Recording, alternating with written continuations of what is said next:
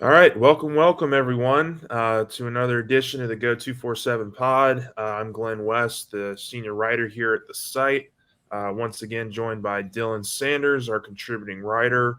Um, Listen, that was a fun one. I think if whether you were there, whether you were watching at home, uh, I think it's definitely one of those program setting wins, one of those program kind of culture wins that you can look back in a year, two, three as one of those early defining wins for this program under Brian Kelly. LSU gets the win over number 7 Ole Miss 45-20. The Tigers trailed 17-3 early in this game and go on to outscore Ole Miss 42-3 over the final three some odd quarters in this game. Just absolute utter dominance on both sides of the ball. We're going to react to all of it here in the next couple of minutes, but before we get started, just want to remind everyone to like the YouTube channel. Make sure you're subscribing on YouTube. Make sure you're subscribing to Spotify and to Apple, wherever you guys might get your podcasts.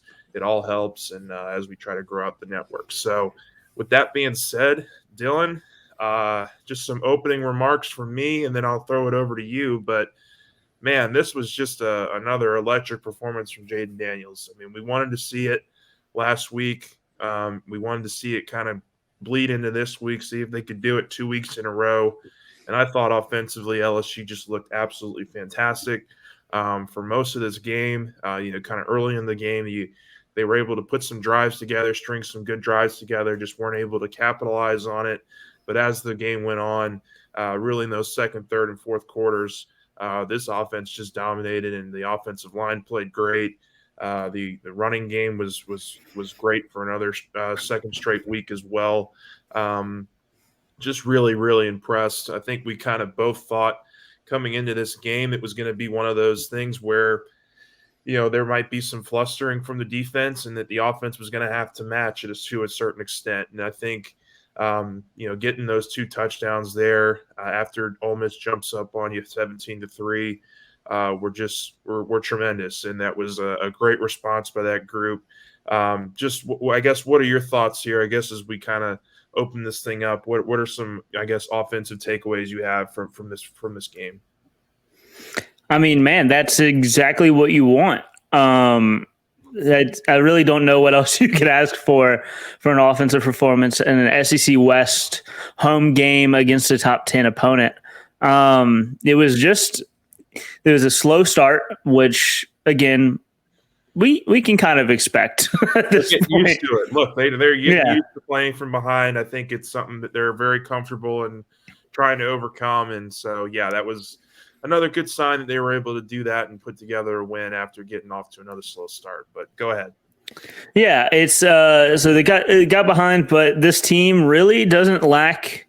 I don't think lacks in confidence in their ability to come back, and that's a great thing to have going into the last 4 weeks of the season, which is crazy. Last four games of the season, which is crazy to say that it's already at that point. But it was Jaden Daniels. Hey, guys, I told y'all, just let's wait. Let's ride it out. And that's what happened. And the past 2 weeks, he has proven. We said, hey, you were awesome last week. Do it again. And guess what he did? He did it again. There was only really one play where I was like, oh, man, he really had that guy. And it didn't work out. And it was Kayshawn at one point. But that was only real play where I was like, man, he really should have pulled the trigger. And if you only have one of those a game, like that's kind of what you can expect out of a college quarterback. But there were not a lot of points left on the field from him, in my opinion. And that's a really good thing to have in a quarterback. And he just dominated for 3 quarters. And they obviously saw what they liked in the run game for him. They designed a ton of runs for him in this game, the most we've seen by far. And he really came through. And he had some hard runs too, and broke some tackles, which is a lot of people didn't think he was going to be able to do in SEC play, and he did that today. Yeah, he was fantastic. We'll just get into a little bit of the stats here for him in these last 2 games against first Florida and now against Ole Miss. Jaden Daniels has completed well over 70% of his passes, for 597 yards and 5 throwing touchdowns. And then on top of that, he's rushed for 165 yards and scored an additional 6 touchdowns on the run. Just some electric stuff from him the last couple weeks. I agree with you today. He looked really powerful running the ball. I mean, he's always looked speedy and shifty and being able to, shed tackles and whatnot. But today he was powering through some of those, and I think that I think it was his last touchdown run of the day. He really broke through, I think, the second level of the defense there, shed a couple of tackles, and was still able to get into the end zone. Just you could see it on his face there. I mean, he was smiling ear to ear on a lot of those touchdown runs, and you could just tell the offense was having a lot of fun with him out there. And you could tell it meant a lot to him, and it meant a lot to Coach Kelly in particular after the game. There was a nice little moment there where those two shared a hug, and we asked Coach Kelly about that after the game, and I want to get this quote right, but he said this was Coach Kelly afterwards. This was a big game in a lot of ways because we're reaching that level of consistency and performance. I think we both knew that if he was able to solidify another performance of similar quality, that we were off and running. I mean, like that kind of sums it up to me, just kind of where this offense is. I think they've finally found an identity with Jaden Daniels at quarterback, and it was really nice to see. Yeah, it's at a point where it's hard for me to imagine any other quarterback running this system, and I don't know if it's just because they couldn't, or it's gotten to where they're designing it for him more and fitting it to more him. But I think they've hit their sweet spot. Yeah. This is the offense that we wanted to see, and it took a while. And luckily to them, they've found themselves in a spot where the rest of the season is ahead of them, and they're clicking on offense. And the defense really showed out in the last 3 quarters of the game as well. It was a really nice bounce back performance from them. They got down early and then just clamped. I mean, to have a 35-3 run, 42-3 run, something like that. To have that kind of run, you need to have both sides of the team clicking, and you did for 3 quarters. Yeah, we'll get into the defensive stuff here in a minute. I do feel like we touched on Daniels. He was able to complete the ball to 8 different receivers throughout the night. That was also really good to see. The running attack was amazing. Averaging over 5 yards a carry. The running backs were able to get going. Armani Goodwin looked really good in his first action back in several weeks from that hamstring injury. But I'd be remiss if we didn't bring up the offensive line. I mean, those guys, and it was a question posed to Coach Kelly after the game, but man, did they play hard. I was extremely impressed with the offensive line's performance in this one.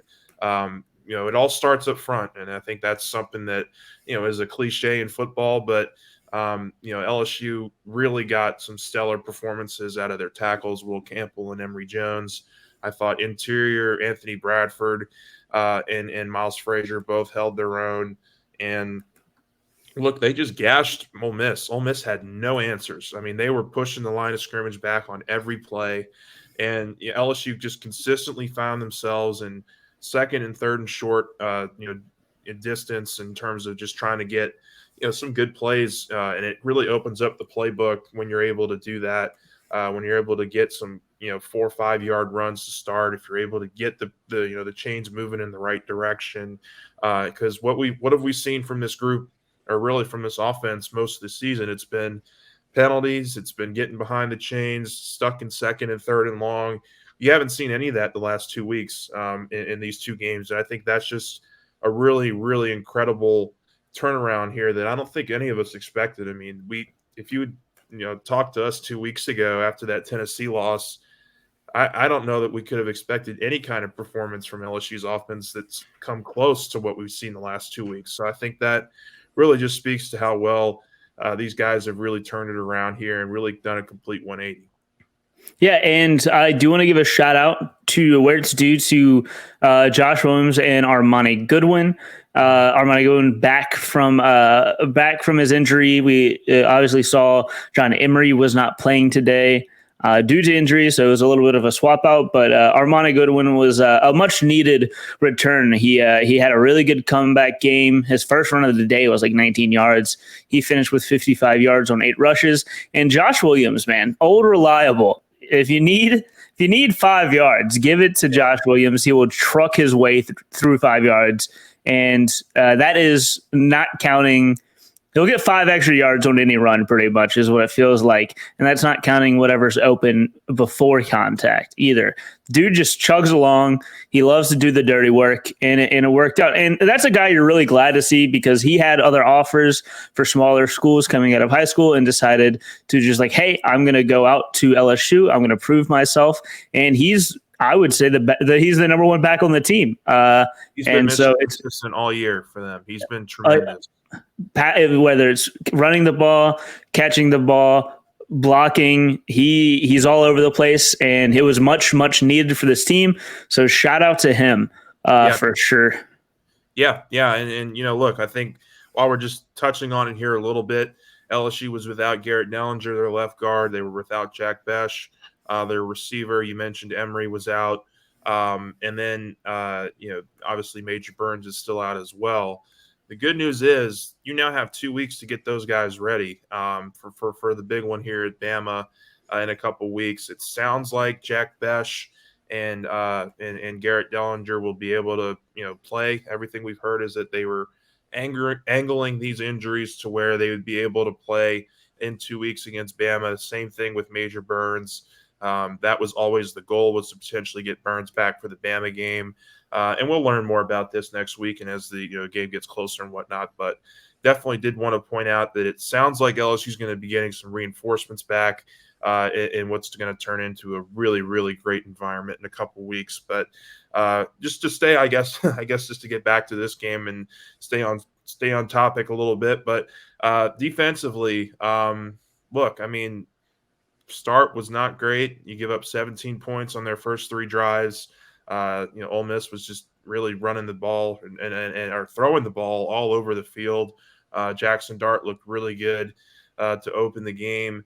Wasn't getting much pressure up the front, up the middle, and then things really, really flipped. And I think it really flipped for LSU when they started getting a guy that we've talked about a lot on this pod recent weeks, Harold Perkins, on the field. They were able to get him on the field, and he just – that was a star breakout performance, I think, from Harold Perkins. He was absolutely fantastic. It doesn't show in the stats either. I mean, he only officially had 5 tackles. He had 1 sack. He had a couple QB hits, but he was all up in Jackson Dart for most of this game. He made it extremely difficult on him, on Dart, and it was a combination of Perkins, Baskerville, Micah Baskerville, B.J. Ojulari, I thought had some really nice moments as well.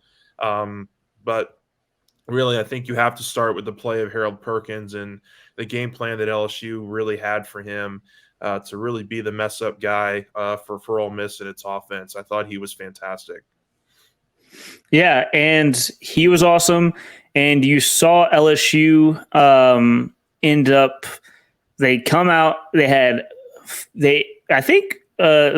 4 penalties. I think they 6 total, but 4 of them were enforced, something like that. They had a lot of penalties in the first drive. Was a killer on that second drive in particular. And breakdown drive. Yeah, and there were 3 PIs. Yeah. They benched Jay Ward, and then immediately Sage Ryan also gets one. It was a mess. And at that point, you're thinking like, oh no, is this game going to be what we all feared it was? And then they turned it around. They locked up. And one player I feel like I have to give some credit to was Joe Fouché. I was hard on him last week, and I think that was deserved. But also, he had a great game, and not even just his sick one-handed interception. He made some big plays in the run game. This was the Joe Fouché game that you wanted to see and you were hoping for coming into it. So now, if you add Joe Fouché in with Major Burns, you have a pretty lethal rotation right there. Yeah, no, I would agree. I think Joe's interception there in the second half was absolutely the play of the game. LSU was up by 4 points at that point, and Ole Miss was driving. It looked like they were about to score a touchdown. Instead, LSU gets the interception, and they go down and they score and make it a double-digit game. And it's really all Tigers from there. I thought that was just a crucial moment really of the season. I mean, that was, you go back and you look at, this season, I think that is going to be one of the moments you have to talk about, when it's all said and done.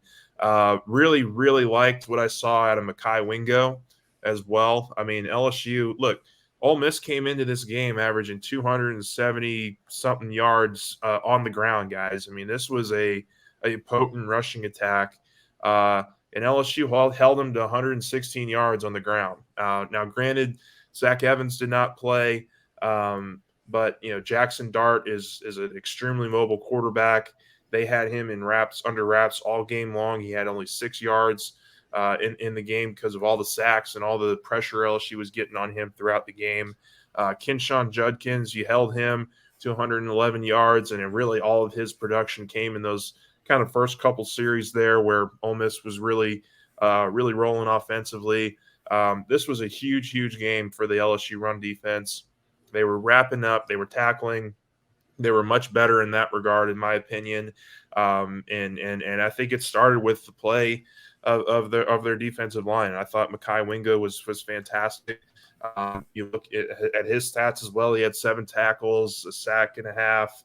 2 pass breakups, which were pretty big. I remember he got his mitts on 1 third down play, I think, that really shut down one of the drives. And so just timely stops, really good stops here by the defense. And, like I said, I think the run defense was extremely important in this game, especially after the start that Ole Miss had throwing the ball. I mean, we thought, the kind of game plan coming in was going to be hopefully LSU kind of gets him to try to get Jackson Dart to beat him with his arm, and he really was for the first quarter, and then they were able to really slow him down there at the end. But just your thoughts on the run defense, as you kind of see something similar to what we were all seeing? I mean, just what was your, I guess, opinion of how LSU defended tonight, in that really important regard? Yeah, and Ole Miss was sorely missing Zach Evans because he's the lightning to Quinshon Judkins' thunder. Ole Miss was a little thrown off where they didn't have that. They had Quinshon to be the power back, and then Zach Evans was just unearthly fast back there. So obviously that helped LSU out. But man, Mekhi Wingo has been a revelation. If you could look and think this was the starting line from the beginning of the season, and it's not, you don't even think about like, wow, they're missing Mason Smith, because Mekhi Wingo has been, I'd think, the most reliable outside of BJ Ojolari player on that front, and he had a great game today. That was great to see. But LSU was up to the task. Micah Baskerville, who you mentioned on the pod the other day in the preview, he had a great game. He cemented himself as, I think, the top linebacker or top off-ball linebacker on the team. And he's helped himself out a lot with his draft stock. I think the run game was handled as well as you could. Have Quinshon Judkins, average under 5 yards a carry, and you're doing good enough. The thing, and we said they had to make Jackson Dart beat him with the arm. He had a really hot start, but man, he just fell apart in the last 3 quarters of the game. The defense did a really good job. He was getting constant pressure, and he missed a ton of throws. And now that's also something to think about. Ole Miss had some open receivers that were missed due to throws being just missed or being forced incomplete by some pressure. But you're not going to have Bryce Young help you out as much as Jackson Dart helped you out. So that's something to think about. There were some receivers open. The secondary definitely did have a bad day, but also did get lost a little bit. So Yeah, that's I mean, something to go back to the drawing board with. yeah, I mean, look, I think the pressure was what dictated the whole game for the defense, and that they were able to consistently get some pressure on Jackson Dart, made him think about things a little bit earlier than maybe he had to. But also there was probably at least 3 interceptions that could have been had in this game. I mean, At minimum 3. yeah, I mean, one of them was called. I mean, one of them LSU had, and it was called a pass interference. But yeah, I mean, look, I mean, those are plays you got to be able to make as a secondary. I think if we're nitpicking one little thing about Mm-hmm.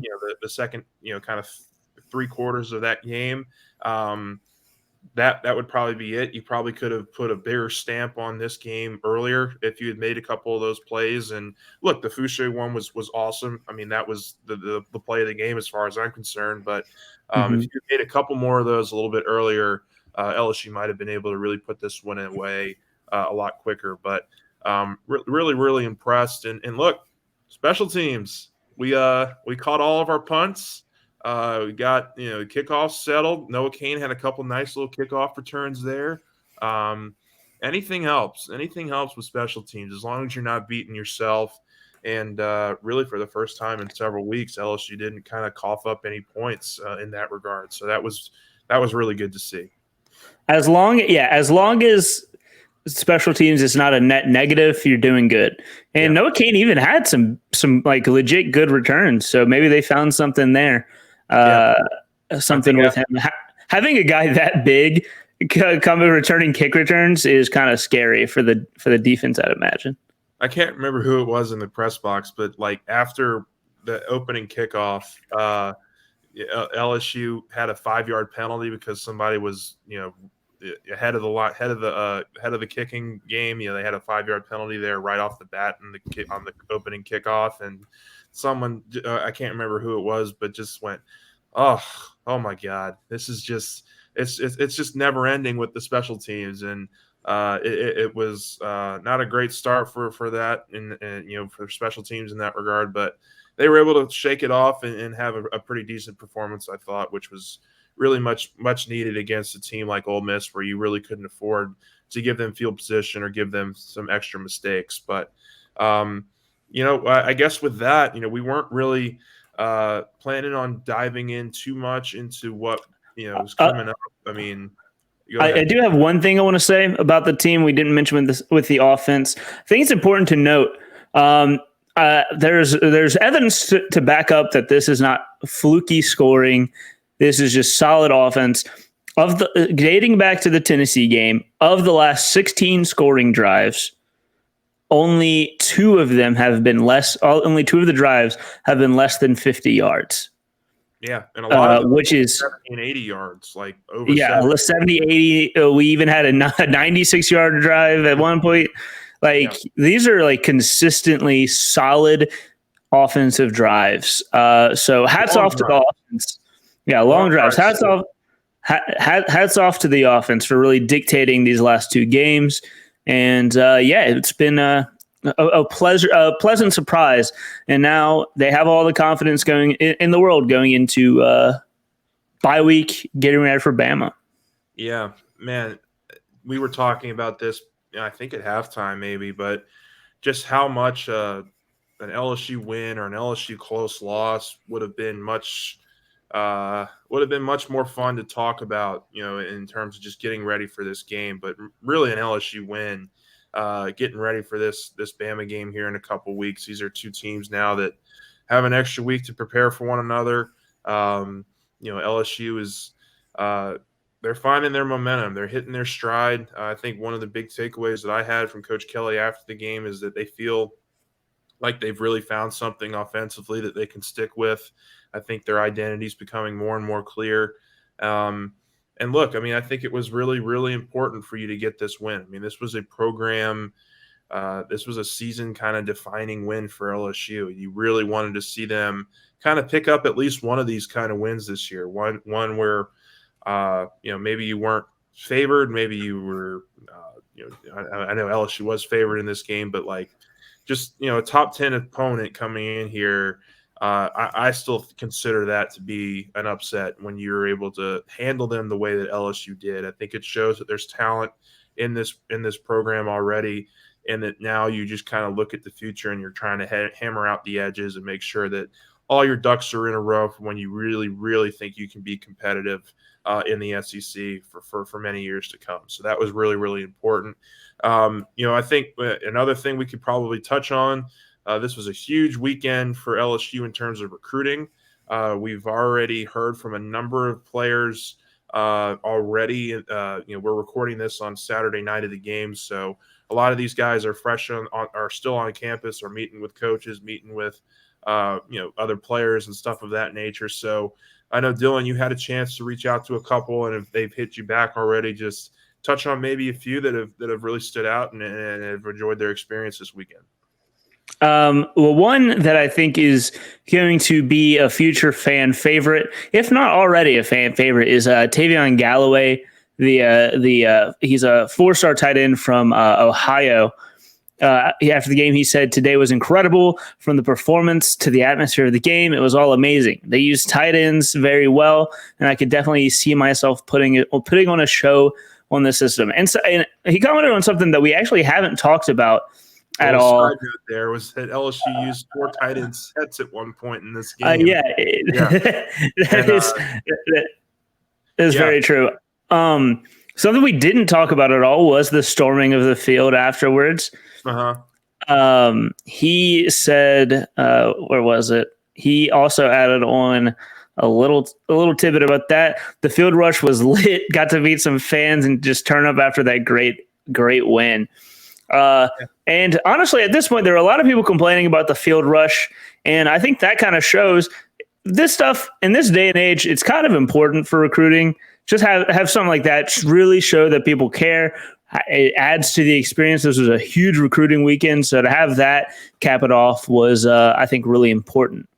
Yeah, I'm kind of in that same boat. I mean, I was kind of more in the camp of LSU Ole Miss is always a rivalry. I wouldn't expect anything less if LSU won this game. If they had lost this game, I think it's really one of those toss-up games. But I understood the Georgia rush back in 2018. I think that was the last time the fans rushed the field. That was a huge win for Ed Orgeron and Joe Burrow and all them. But I think now, what happens in 2 weeks if the impossible happens? Do you do it again? I wouldn't put it past LSU student section to try to get on the field again, but from a quote from a person that works at LSU, I sure hope they do. I think I don't think it'll be discouraged. Bring them on in, bring them on down. And a lot of people think, "Oh, well, you beat Ole Miss. That's not worth rushing the field for." I think over the past 2 years, being as bad as LSU was, and now having a rocky start, everyone doubted you. Everyone's saying, "Oh, this team's not good." I think the emotion of the student section got to them, and they rushed the field. And I get it. I'm not saying, and I'm not anti-field rush. Yeah, you're coming off back-to-back 500 seasons where, at this point in the season, the last 2 years, you were playing for nothing. You were playing just to try to get a bowl game, and now you're sitting here top of the SEC West, bowl eligible. You're already at 6 wins. I had this team at 8 wins this year. I feel really good about that right now, but not so. They could absolutely exceed that. They have found something here that I think is really tangible. Were there any other recruits that maybe you wanted to touch on, or was there anybody else that's kind of hit us up yet? Maurice Williams, the 2024 linebacker, said, "I saw a team that's better than most people think. I love what I'm seeing." And a nice one, Kerry Lee, offensive tackle from Marrero. He's listed at 6'5", 360. Already he's slimmed up. I think he's still 6'5". I think he's around 320 right now, but that kind of fits the mold of what we're seeing Brian Kelly and them go for. Those just big guys. Yeah. He received an offer right before the game started. He hit us up with it meant absolutely everything to me. I got emotional for a little second when Coach Kelly told me, but I took it all in and thanked God for the opportunity. We have a couple other recruits. If you're a VIP member of 24/7, you can go read that, and we'll be updating throughout tomorrow as those trickle in. Yeah, and we're going to hit the recruiting stuff hard. I think probably over the next week or two, especially LSU now with an open date. We're going to hit up it's just some talk next week with with the players and with Coach Kelly. I think we get to meet with him on Tuesday or Wednesday. But it's going to be a little bit of a different schedule with the open date, but we'll certainly keep everybody posted on all the latest updates and kind of how they're approaching this these next couple weeks. But look, final thought, it was a great win. I think this sets up for an absolutely fantastic atmosphere in 2 weeks. I certainly can't wait to get there. And I hope you guys are equally excited. It's going to be a really fun kind of build up to the whole game and the whole atmosphere that I think we're going to get on November 5th. So with that, we'll get out of here. And as always, thanks for tuning in.